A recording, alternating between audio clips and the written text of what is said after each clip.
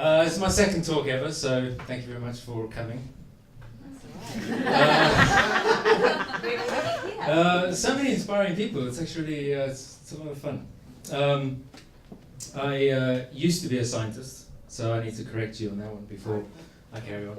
I'm now in medical communications, so I guess I'm still in science in some way. But I used to work in a lab, and I used to be a scientific researcher. And I had a white coat. Yeah. That was like the number one question I got from everybody. But did you have a white coat? Yes, I did. Yeah, yeah. Yeah, I know, right? Yeah. I also had an elevator pitch. And my elevator pitch was, I researched yield improvement of industrially produced nematodes used as biological pesticides. I thought that was pretty good. Told people exactly what I did. Why all the questions? And they just kept coming. Geez, tell me about a nematode. What does it look like? How big is it? Where do you find them? What happens if I eat one? What are you using for? How'd you make them? And I was like, I got to think about doing this 5 times a night. You meet 5 people, you have to do it every single time. And I got to number 6 and I just went, yeah, I'm an accountant. And I discovered accountants are boring. Well, I was working in science, and just I'm not going to do too much science, but I'll do some. Nematodes have bacteria living inside them, and we were researching how to make more nematodes every time you do a fermentation, and it's not easy because it's very complicated. You have 2 things growing at the same time. You have nematodes and bacteria, and it's very hard to sort of convince the nematodes to do better. Motivate a nematode. Have you ever tried to do that? I have. It doesn't fucking work. So my colleague said, yeah, it's probably the bacteria. And I ignored her for years, and then one day I started to do investigations into it. And I don't know if you're like me, but if you are, you open a browser and like 10 seconds later you have 100 open. All different things like music, nematodes, bacteria, lightning, cycling, and you just keep going. And I went from nematodes and the gut bacteria that live in them, and I went to our gut bacteria, and I started to do more research.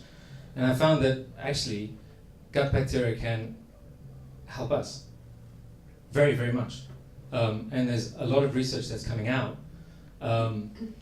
Nodding head, I love it. Yeah. And there you go. And I'm very grateful to have I don't know if you've ever designed a talk and you think, Jesus, what happens if somebody's smarter than me? Sounds like an advert for JACQUE. Well, I'm actually just really, really pleased to have an ex-head and neck surgeon sitting right over there. He's just going to rumble all my bullshit. It turns out that they're actually quite important. And that got me interested because your gut's down here and your brain's up here. And there's a significant difference in location.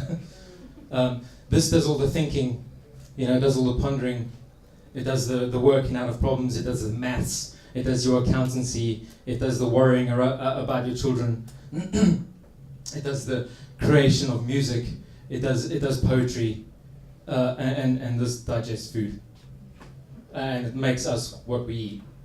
So how are they linked up? Well, it turns out they're linked up by 2 major physical things. One is a long nerve called the vagus nerve. It is the 10th cranial nerve, right? I know, this is really...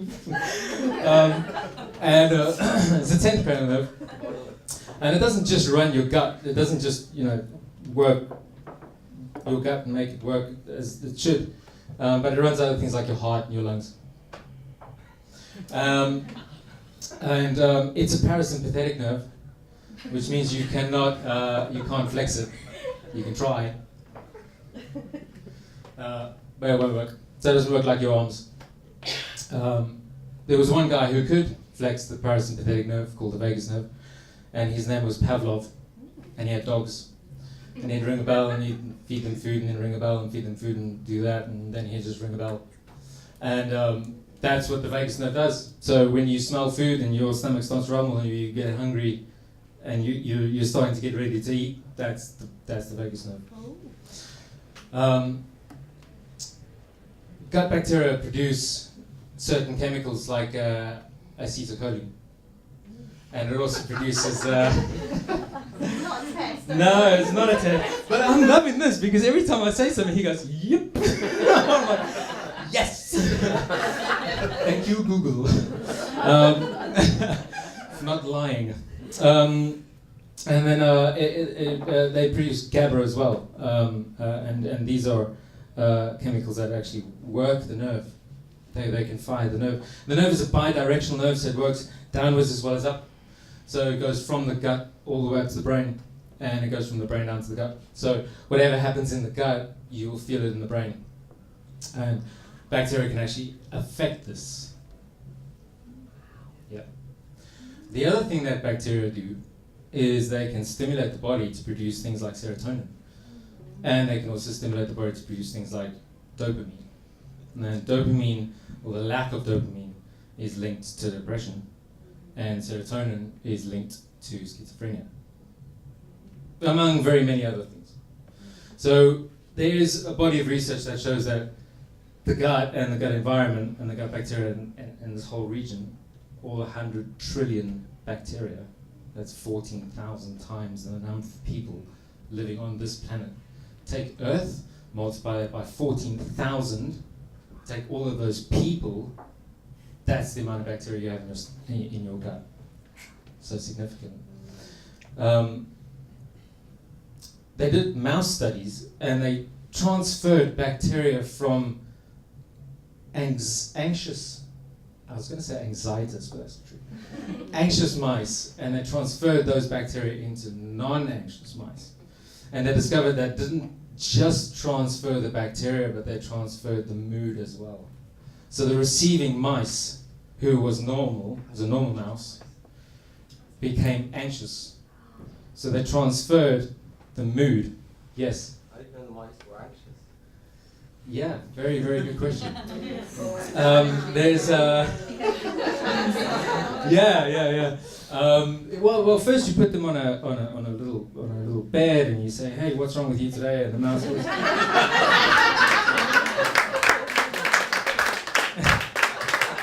Mice psychologists is what they use. And the mouse kind of went, oh, I can't get out of bed. Ha. I'm struggling today. Ha. Mickey Mouse, guys, come on. No, you test for corticosteroid, which is the stress inducer. Yeah. And also there's certain things that mice do because mice like to stay alive, very much like us. And they will, if they're anxious, they'll hide away more often than coming out. And you have a scientist sitting there with a stopwatch, actually measuring the amount of time the mouse comes out and then doesn't. So there's two ways of doing it. Where was I?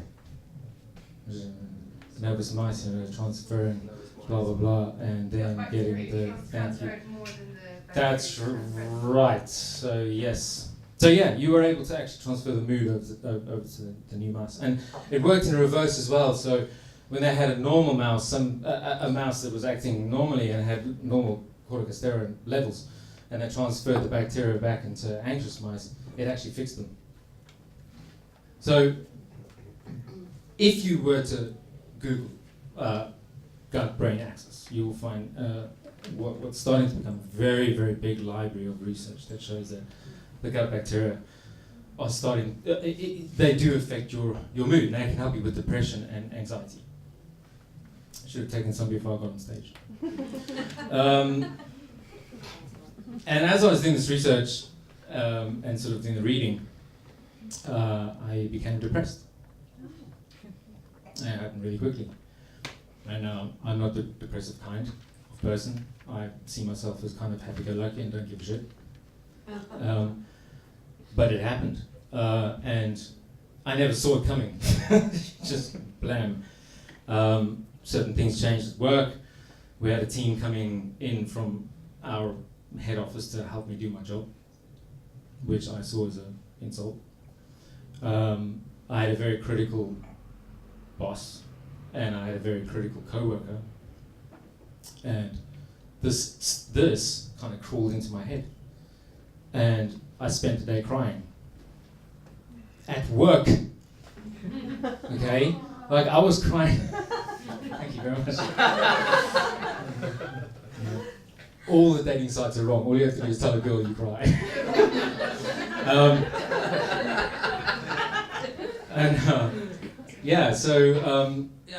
I'd walk into a room and that would be it. I couldn't control my stupid self. Like I tried all day long, and I've never been depressed before, so I don't know what it's like. You know, I don't go, oh yeah, that come back again. But it was horrible. Like it was bad. Like I didn't even know myself.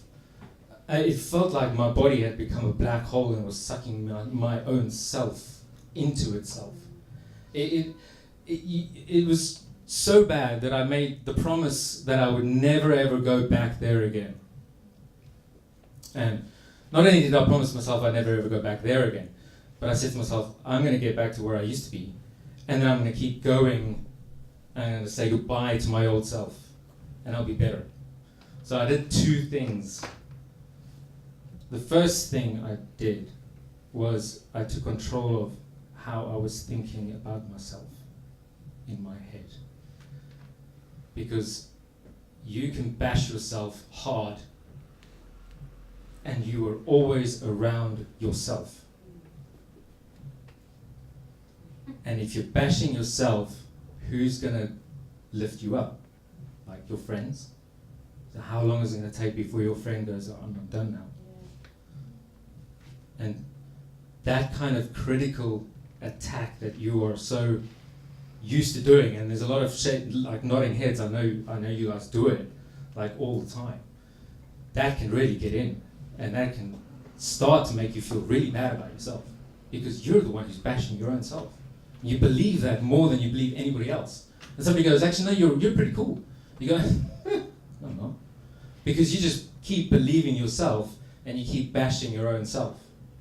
And the way I did that was, and this is, by the way, one of the most powerful things I've ever done, was I took a journal, and every day I wrote down 3 things that I did that day that I thought was awesome or great. So do that, because like I'm on stage for 10 minutes, but you're getting homework, man. Okay. But I mean, I think I did that for about 2 weeks, and it was enough to lift me and then propel me past who I used to be. You're writing in active speech. In other words, I did this thing, and that was me who did that. You're not a pacifist. You're not sitting around watching somebody else do it for you.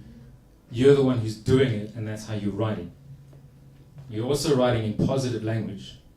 So you never use negatives. Because I did this today, right? 3 to 5 things. Very easy. Massively effective. Hugely effective. Because when you can fortify your own brain, you become so much more resilient against whatever the world's going to throw at you.